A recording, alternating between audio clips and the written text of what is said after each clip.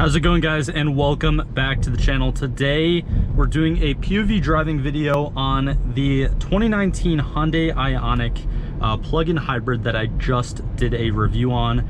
This car is honestly pretty nice when it comes to just being a commuter vehicle, and today it's gonna be a little bit of a different video compared to my review. I'm gonna talk less about the specs and more just about the kind of overall driving experience when you're behind the wheel of this thing. So now, even though this Ioniq plug-in hybrid only makes around 140 combined horsepower when you're looking at the naturally aspirated inline-4 engine and the like little electric motor that's in here, which, by the way, I believe the electric motor counts for around 40 of those horsepower, it still kind of feels a little bit quick because of that electric motor. And the engine is not a turbocharged engine. The other Ioniqs that are of the same chassis that aren't the plug-in hybrid or the electric ones, they do have a turbocharger, and a lot of times with those kind of like inline-4 turboed engines, you get some turbo lag, and you really have to increase the RPMs to feel that turbo kind of kick in. But with this, you pretty much get everything that the car offers almost instantaneously. And also, another thing that I noticed while going ahead and doing the review on this car, the combined miles per gallon, like the rated miles per gallon, was around 53 or 54 miles per gallon, if I remember correctly. But the average from this driver is actually 64.6. So you get plenty of fuel economy out of this little Hyundai, and that is obviously a huge plus for anyone looking to daily drive one of these things. Now, that right there is a little bit annoying. I've kind of noticed that as well. Like, it's got the lane departure assist, or just like lane alert, and I mean, yeah, some people like it, some people don't like it. I personally don't really like it that much. I could see how it's a nice like little safety feature, but right there you saw I was just getting off a exit and I happened to not have my blinker on, which that was my fault, but it did just activate that. Now, one pretty cool feature about this specific plug-in hybrid that some other plug-in hybrids may not have is this little EV button, or EV button right here. So right now, it's in the hybrid mode, and then the electric mode, it basically cuts off the internal combustion engine and you can hear it in the car. And then when you go back to the hybrid mode, that internal combustion engine actually kicks on. If I were to put it in the EV mode, in the electric mode, it would only have, I believe, right around 24 miles of range. However, while you're braking, it does charge up. So it's got that regenerative charging feature that is found on a lot of modern EVs, as well as just a lot of modern hybrids. So yeah, that is something that is definitely cool, and again, does really help out with the fuel economy as well. And when it is in the electric mode, still, as of right now, the internal combustion engine has not kicked in. I can't hear it, I can't feel it at all, and it's just solely like relying on the EV power. And now that I'm on the brakes, you can actually see the charge little icon pop up, and if I press the brakes more, the charge goes up more. So it's kind of self-explanatory, but that is kind of neat. And then getting on the gas here, you can see just in eco mode, so right now it's just using that electric engine, and then if I were to stomp on it, you actually would hear and feel that inline-4 kick in, and you can see that it's got the eco mode in green and the power mode in white. So if you were to really like floor it, both the engines do kick on, but for the most part, just driving around town or again commuting in this thing, you're pretty much using the electric motor actually a lot. And I kind of have a sneaky suspicion with that regenerative charging that you could probably drive it a little bit more than 20-something miles on just the electric motor, not even using that inline-4.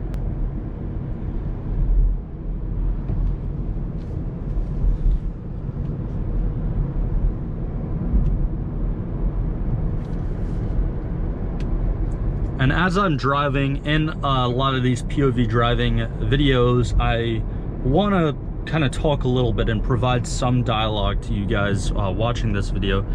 But for the most part, I kind of like to shut up. And you can tell just from this driving footage how quiet it is in here. It doesn't feel like an EV, if that makes sense. It doesn't feel like you're driving an EV. But again, for the most part, 90% of the time in this hybrid mode, or in the electric mode, excuse me, I'm just using the electric engine. Now, if I were to go over to the hybrid mode, you hear the engine turn on. And yeah, it kind of bugged out a little bit there because I guess I was on the gas. I didn't do it while I was stopping. And you hear the engine, and even just with the inline four, it kind of bumps up the cabin noise just a little bit, but it still is extremely quiet in here, very comfortable. And now kicking it back to the electric mode, it becomes really, really quiet. I mean, I'm actually pretty sure you guys might be picking up some of the noise from the AC. That's how quiet it is in here. And now, while we are just sitting in traffic, I'd like to just go over this little infotainment system. So the infotainment system isn't anything too fascinating. It does have Apple CarPlay. It has pretty much everything you would want, to be honest with you. It does have, I believe, like the dual climate control kind of thing. So you have the driver only, and then just basically the whole car like regular. So some of that stuff is kind of neat, but for the most part, there's not really too many crazy, unheard of creature comforts when talking about this car. It does have the automatic seats, which I feel like are just pretty much just standard in all modern vehicles. But for like the most part, the leather does feel kind of cheap compared to other vehicles that I might have driven. The door design, I think, is a little bit odd with this like little space right here. There's pretty much nothing useful for this besides, I guess, just change. But yeah, the interior kind of design is a little bit weird if I were to just rip on this car for one thing. But for the most part, again, like a commuter car, you don't really need something extremely luxurious. You don't need the best leather. You don't need an amazing infotainment system. I feel like a lot of that stuff kind of just distracts you from driving. And again, it's not my personal like end all be all when it comes to vehicles, especially if you're in the market for one of these. I definitely don't think it should be a turnoff at all, because at the end of the day, this still is a compact economy car, but it still has 4 doors. You still have a second row of seating. You have a pretty spacious trunk. So it's not like, it's really not that bad at all. You've pretty much got everything that you, again, would want just from a regular kind of commuter car. And if you're not going to take this thing off-roading, or you're not like a contractor, like anything like that, you don't need it to be a workhorse. And for the most part, when it comes to just the main factors that people think of when they're trying to buy commuter cars, fuel economy, safety, just convenience of driving, like ease of driving, this pretty much checks off all those boxes. It's got exceptional fuel economy. It's got pretty damn good safety. I don't know if this is rated like the 5-star or 4-star, but I do know that the safety rating was high on this specific car when I was searching it up. I'll edit it in right now, like whatever the rating is, but I'm pretty sure it was high. And again, it's just an easy car to just drive. You don't really have to think of anything while you're driving this. Yes, it's kind of 4-cylinder, front-wheel drive, small like little car, but it's not like it has too much power. You know, some of the like modern Hondas, like whether they're like the Civic Type Rs or maybe some other cars, if you have like a front-wheel drive car that is coming from factory with like 300 horsepower or something like that, now yes, they're more enthusiast cars, especially the Type Rs, but you're gonna have a little bit of like an unbalanced feeling when you're driving. And with this being such a low power internal combustion engine, naturally aspirated, excuse me, with the little like electric motor add-on in there, it's very, very predictable. Like, you know what you're gonna get when you hit the gas. It's not something that is hard to drive at all. Probably a great first car too for anyone out there that's looking at Hyundai Ioniq plug-in hybrids. Now, with that being said, it also does have a sport mode, or like a manual mode, and technically this car is an automated manual, which I guess is a little bit different than just being a regular automatic transmission. Any mechanics out there who actually want to dive into the difference, feel free to do so down in the comments below, but it's essentially an automatic.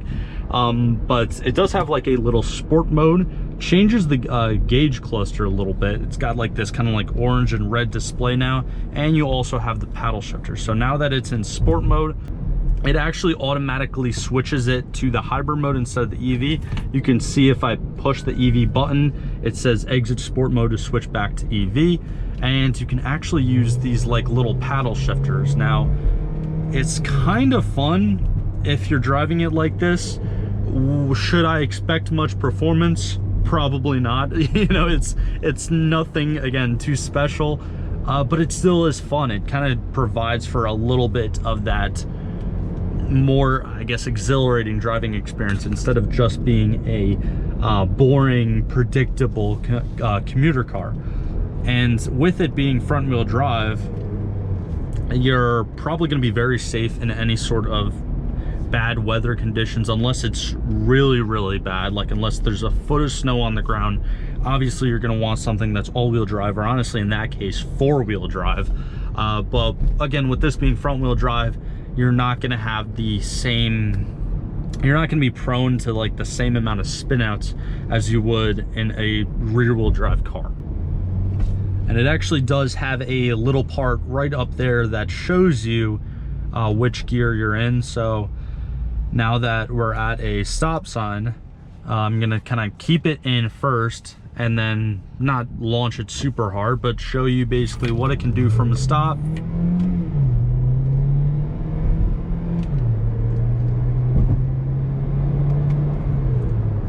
And there you go. That's essentially almost 60 miles per hour. I think we got up to like 55 or something like that. But anyways, going back into drive now and going back into the electric mode, it just immediately kind of shuts up. Now, unfortunately, again, that feature that I talked about before, that like little lane departure assist, that'll go on if you're moving at all without the blinkers. But besides that, this thing definitely is pretty fun to drive. If you haven't already, definitely check out the full review I did on it. I go into more of the specs, the actual power numbers, you know, some of the more kind of drivetrain information and stuff like that. So if you haven't already, check that out. It should already be up on my channel. I will leave a link to it somewhere in this video. But like always, thank you guys so much for all the support. If you or anyone you know, I guess, has this car or are looking for it and you want to like voice what you like or hate about it down in the comments below, be my guest. I like to respond to a decent amount of the comments. I try to respond to all of them. But yeah, thank you guys so much. And like always, I will see you in the next one.